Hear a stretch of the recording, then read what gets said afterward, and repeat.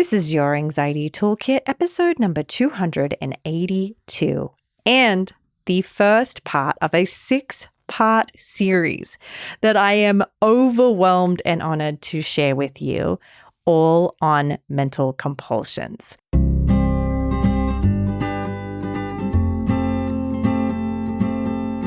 Welcome to Your Anxiety Toolkit. I'm your host, Kimberly Quinlan. This podcast is fueled by 3 main goals. The first goal is to provide you with some extra tools to help you manage your anxiety. Second goal, to inspire you. Anxiety doesn't get to decide how you live your life. And number 3, and I leave the best for last, is to provide you with one big, fat virtual hug. Because experiencing anxiety ain't easy. If that sounds good to you, let's go.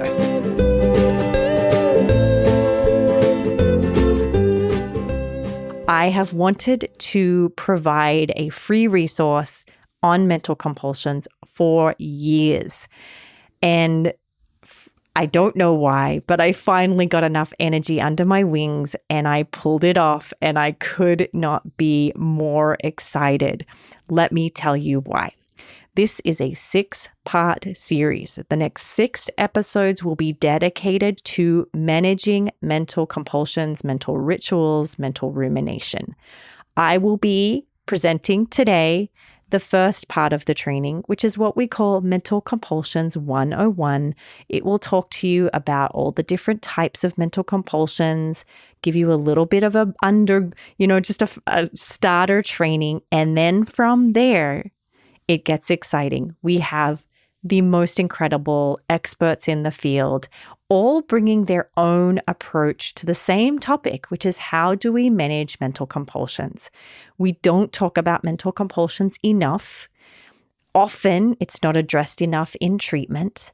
It's usually very, very difficult to reduce or stop mental compulsions. So I thought I would bring all of the leaders, not all of them, the ones I could get and the ones that I had the time to sort of squeeze into this 6-part series, the ones that I have found the most beneficial for my training and my education, for me and my stuff. And I asked very similar questions, all with the main goal of getting their specific way of managing it, their little take, their little nuanced, fairy tale, magic, because they do work magic. And these people are volunteering their time to provide this amazing resource. So welcome to number 1 of a 6-part series on mental compulsions. I hope you get every amazing tool from it. I hope it changes your life. I hope you get out your journal and you write down everything that you think will help you, and you put it together and you try it and you experiment with it and you practice, because these amazing humans are so good and they bring such wisdom. Okay, so I'm going to stop there because I don't want to go on too much. I will be starting, and then from there, every week for the next 5 weeks after this one, you will get a new take, a new set of tools, a new way of approaching it. Hopefully, it's enough to really get you moving in managing your mental compulsions so you can go and live the life that you deserve, so that you can go and do the things you want without fear and anxiety and mental compulsions taking over your time. So let's do this. I have not once been more excited. So let's do this together. It is a beautiful day to do hard things, and so let's do it together. Welcome, everybody. Welcome to Mental Compulsions 101. This is where I set the scene and teach you everything you need to know to get you started on understanding mental compulsions, understanding what they are, different kinds, what to do. And then we're going to move over and let the experts talk about how they personally manage mental compulsions. But before they share their amazing knowledge and wisdom, I wanted to make sure you all had a good understanding of what a mental compulsion is and really kind of get to know your own mental compulsions so you can catch little, maybe nuanced ways that maybe you're doing mental compulsions. So I'm going to do this in a slideshow format. If you're listening to this audio, there will be a video format that you can access as well here very soon. I will let you know about that. But for right now, let's go straight into the content. Okay. So first of all, who am I? My name is Kimberly Quinlan. A lot of you know who I am already. If you don't, I am a marriage and family therapist in the state of California. I am an Australian, but I live in America, and I am honored to say that I am an OCD and anxiety specialist. I treat all of the anxiety disorders. I also treat body-focused repetitive behaviors, and we specialize in eating disorders as well. The reason I tell you all that is you probably will find that many different disorders use mental compulsions as a part of their disorder. And my hope is that you all feel equally as included in this series. Now, I am, as well as a therapist, I'm also a mental health educator. I am the owner, the very proud owner of cbtschool.com. It is an online platform where we offer free and paid resources, educational resources for people who have anxiety disorders or want to just improve their mental health. I am also the host of Your Anxiety Toolkit podcast. You may be watching this in a video format, or you may actually be listening to this because it will also be released. All of this will be offered for free on Your Anxiety Toolkit podcast as well. So I wanted to just give you all of that information before we get started so that you know that you can trust me as we move forward. So here we go. So first of all, what is a mental compulsion? Well, a mental compulsion is something that we do mentally, right? The word compulsion is something we do, but in this case, we're talking about not a physical behavior, but a mental behavior. And we do it in effort to reduce or remove anxiety, uncertainty, some other form of discomfort, or maybe even disgust, right? So it's a behavior. It's a response to a discomfort, and you do that response in a way to remove or resist the discomfort that you're feeling.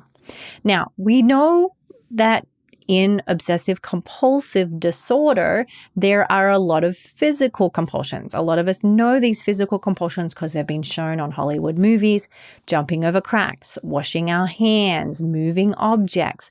These are very common physical compulsions, checking stoves, checking doors. Most people are very understanding and acknowledge that as being a part of OCD. But what it's important to know is that a lot of people with OCD don't do those physical compulsions at all. In fact, 100% of their compulsions are done in their head, mentally. Now, this is also very true for people with generalized anxiety. It's also very true for some people with health anxiety or an eating disorder. Many disorders engage in mental compulsions.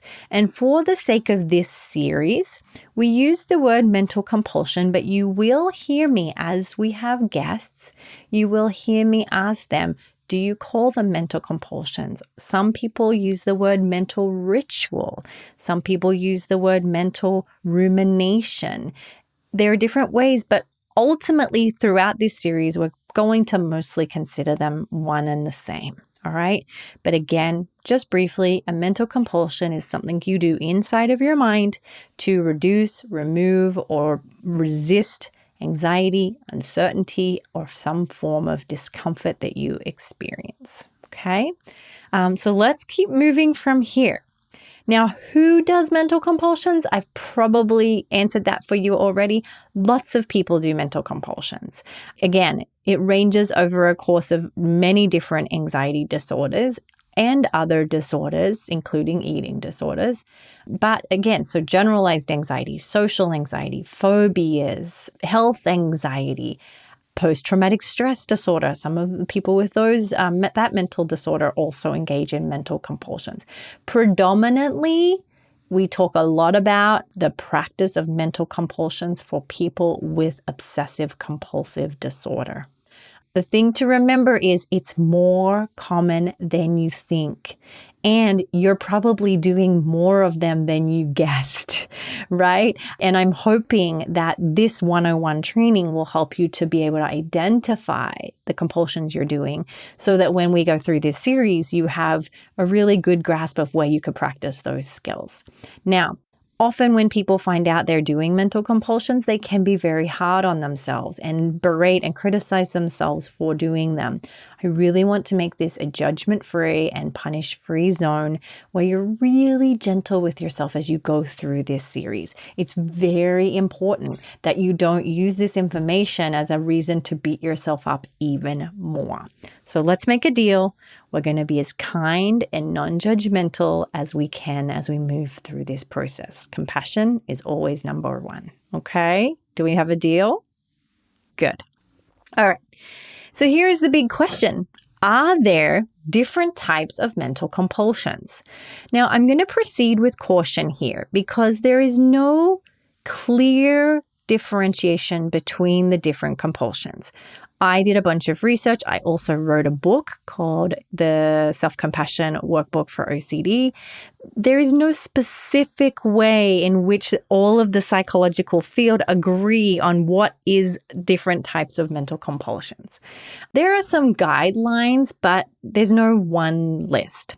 So I want to proceed with caution first by letting you know this is the list that we use with our patients.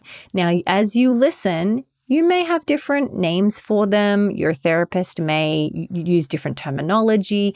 That's all fine. It doesn't mean what you've done is wrong or what we're doing is wrong.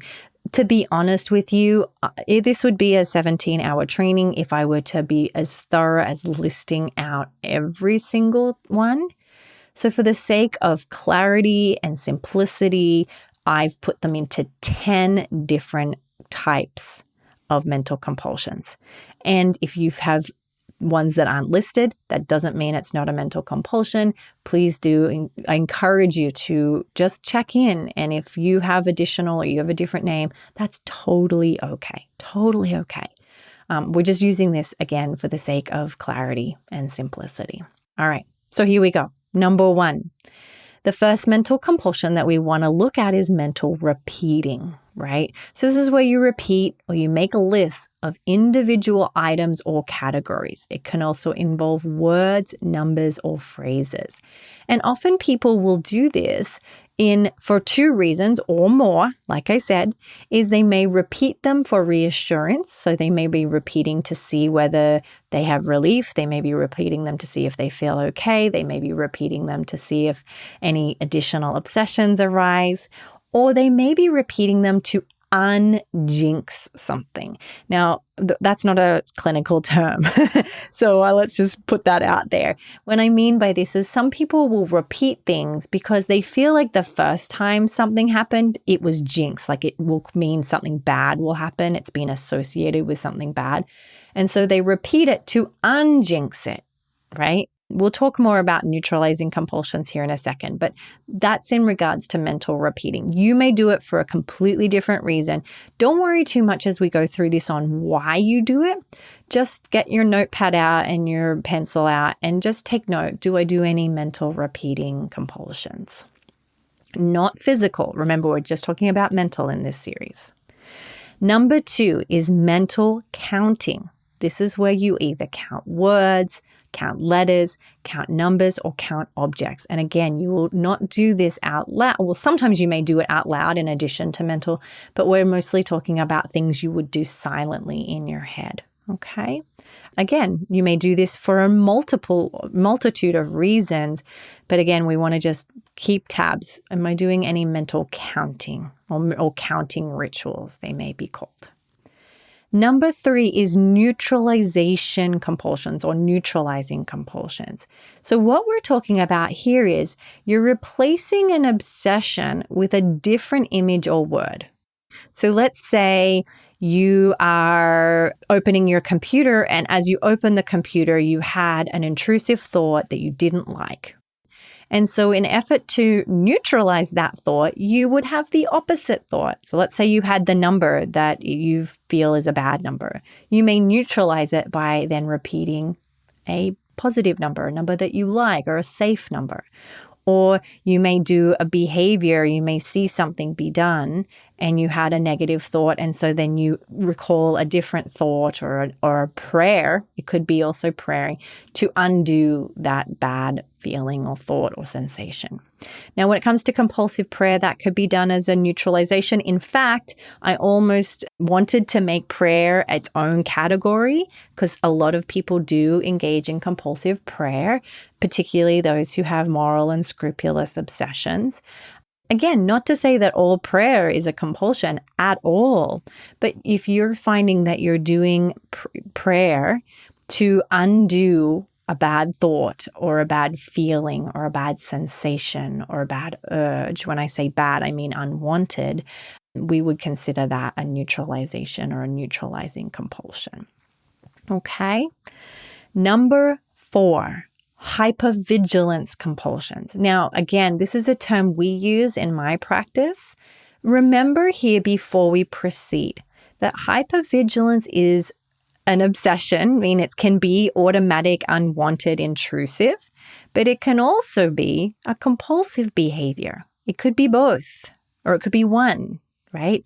But when I talk about the term hypervigilance compulsions, this is also true for people with post-traumatic stress disorder, is it's a scanning of the environment. It's a scanning, like looking around. Like I always say with my clients, it's like this little set of eyes that go do, do, do, do, really quick, and they're scanning for danger, scanning for potential fear or potential problems. And they also do that when we're in a hypervigilance compulsion. We may do that with our thoughts. So we're scanning thoughts, or we're scanning sensations, like, is this coming? What's happening? Where am I feeling things? You may be scanning and doing hypervigilance in regards to feeling, like, am I having a good thought or a bad thought or a good feeling or a bad feeling? And then sort of making meaning about that. You may actually also be hypervigilant about your reaction. So if, let's say, you saw something that usually you would consider concerning, and this time you didn't, you might become very hypervigilant. What does that mean? Why am I need to make sure I always have this feeling, because this feeling would mean I'm a good person or only good things will happen.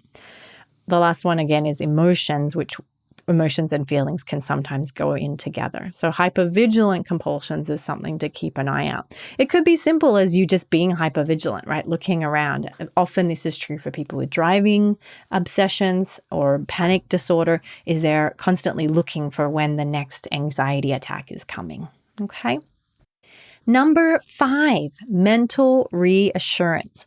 So we can do physical reassurance, which is like looking at Google, asking a friend, like, are you sure nothing bad will happen? So we can do physical, but we can also do mental reassurance, which is mentally checking to confirm an obsession is not or will not become a threat. This is true for like we already talked about, some checking and repeating behaviors. You may mentally stare at the doorknob to make sure it is locked. You may mentally check for reassurance once, twice, 5 times, 10 times or more if the stove is off, or that you're not having arousal is another one, or that you are not going to panic. So you may be checking to get reassurance mentally that your fear is not going to happen. Again, some people's fear is fear itself. The fear of having a panic attack is, very common as well. So again, we're looking for different ways that mentally we are on alert for potential danger or perceived danger.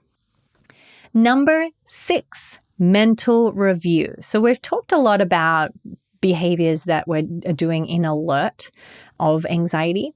Mental review is reviewing and replaying past situations, figuring out the meaning of internal experiences, such as, what is the meaning of the thought I had? What is the meaning of the feeling I had? What is the meaning of that sensation? What does that mean? What is the meaning of an image that just showed up intrusively and repetitively in my mind? What is the meaning of an urge I have? And this is very true for people with harm obsessions or sexual obsessions. When they feel an urge, they may review for hours. What did that mean? What does that mean about me? Why am I having those? And so the review piece can be very painful. All of these are very painful and take many, many hours, because not only are you reviewing the past, which can be hard because it's hard to get mental clarity of the past, but then you're also trying to figure out, what does that mean about me or the world or the future? So just things to think about. To be honest, mental review could cover all of the categories that we've covered, because it's all review in some way. But again, for the sake of clarity and simplicity, I've tried to break them up. You may want to break them up in different ways yourself. That is entirely okay. I just wanted to sort of give you a little category here on its own. All right. Number 7, mental catastrophization. This is where you dissect and scrutinize past situations with potential catastrophic scenarios. Now, I made an error here because a lot of people do this about the future as well, but we'll talk about that here in a little bit. Mental catastrophization. So if you have reviewed the past and you're going over all of the potential terrible situations, this is very true for people who review, like, what did I say? Like, was that a silly thing to say? Was that a good thing to say? What would they think about me? So mental catastrophization is reviewing the past, but is also the future, and reviewing every possible catastrophic scenario or opportunity that happened.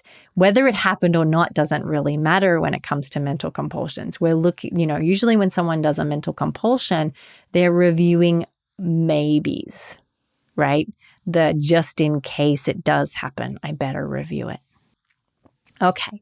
Number 8, mental solving. Very similar again, which is anticipating future situations with or without potential what-if scenarios. So very similar to catastrophization compulsions, right?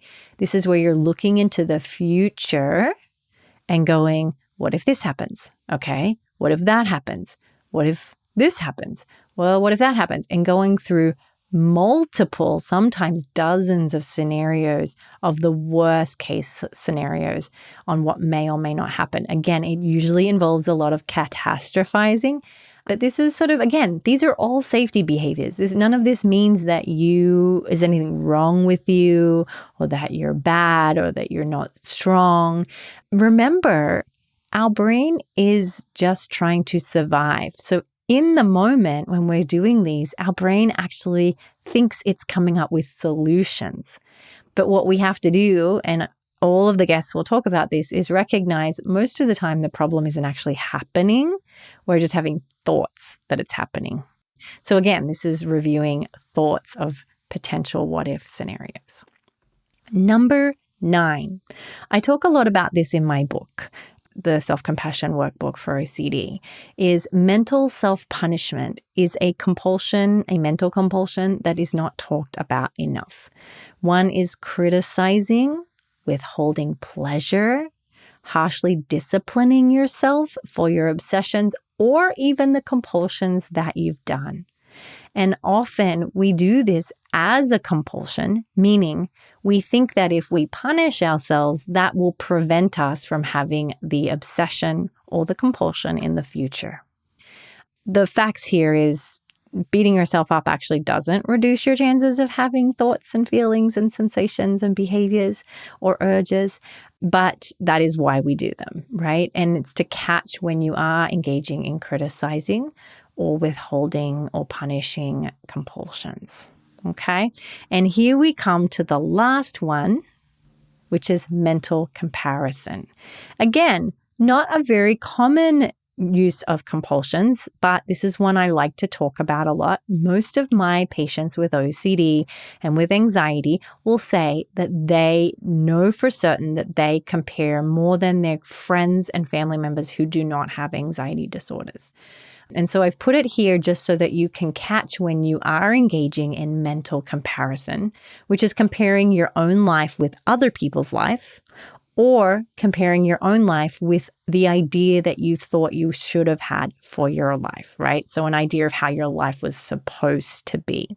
This is a compulsive behavior because it's done, again, to reduce or remove a feeling or a sensation or a discomfort of anxiety or uncertainty you have around your current situation.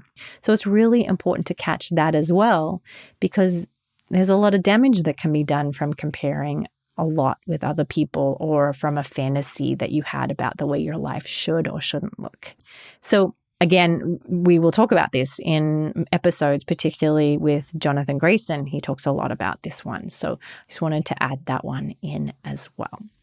So there are the main top 10 mental compulsions. Again, I want to stress, these are not a conclusive list that is the be all and end all. A lot of clinicians may not agree, and they may have different ways of conceptualizing them. That is entirely okay. I'm never going to pretend to be the knower of all things, right? That is just one way that we conceptualize it here at our center with our staff and our clients to help patients identify ways in which they're behaving mentally. Something to think about here, though, is you may find some of your compulsions are in more than one category. You might say, well, I do mental comparison, but it's also a self-punishment. Or I do mental checking, but it's also a form of reassurance. That's okay too. Don't worry too much about what section it should be under. Again, it's very fluid, right? We want you just to be able to document it. It doesn't matter what category it is particularly. I really just wanted this 101 for you to sort of do an inventory and see, oh, wow, maybe I'm doing more compulsions than I thought.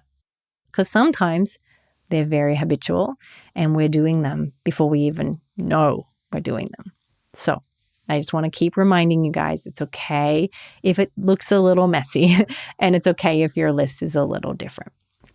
So the main question here as we conclude is, how do I stop?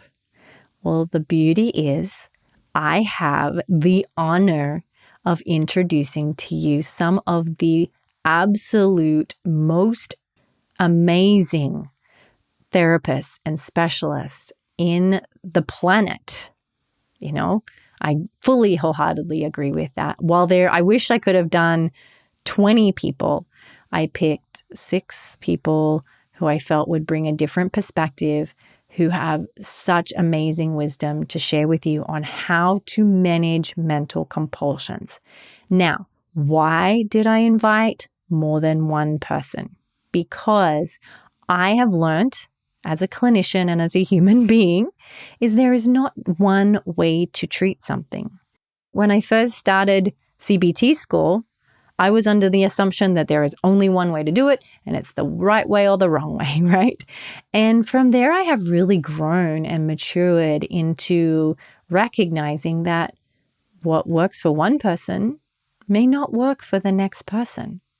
And so while as we go through this series, I may be asking very, very similar questions to each person, you will be so amazed and in awe of the responses and how they bring about a small degree of nuance and a little flair of passion and some creativity of each person and bring in a different theme. And so I'm so honored to have these amazing human beings who are so kind to offer their time to offer this series and help you find what works for you. So as you go through, I'll be continually reminding you, please keep asking yourself, would this work for me? Am I willing to try this? The truth is, all of them are doable for everybody, but you might find for your particular set of compulsions, specific tools work better. So trial them, see what works, be gentle, experiment, don't give up. It may require multiple tries to really find some little win. So please just listen, enjoy, Take as many notes as you can, because literally the wisdom that is dropped here is like mind-blowing. I've been treating OCD for over a decade, and I actually stopped a few things after I learnt this and went straight to my staff and said, we have to make a new plan. Like, let's implement this. This is an amazing skill for our clients. Let's make sure we do it. So even I am a student of some of these amazing, amazing people. How do I stop? Stay tuned, listen, learn, take notes, and most importantly, put it into practice, right? Apply. That's where the real change happens. Now, before we finish, please do know this series should not replace professional health care. This or any product provided by CBT School should be used for education purposes only. So please take as much as you can. If you feel that you need more support, please reach out to a therapist in your area who can help you use these tools and maybe pick apart. Maybe there's a few things that you need additional help with, and that is a-okay. All right.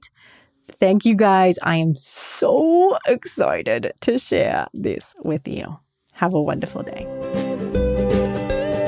Please note that this podcast or any other resources from cbtschool.com should not replace professional mental health care. If you feel you would benefit, please reach out to a provider in your area. Have a wonderful day, and thank you for supporting cbtschool.com.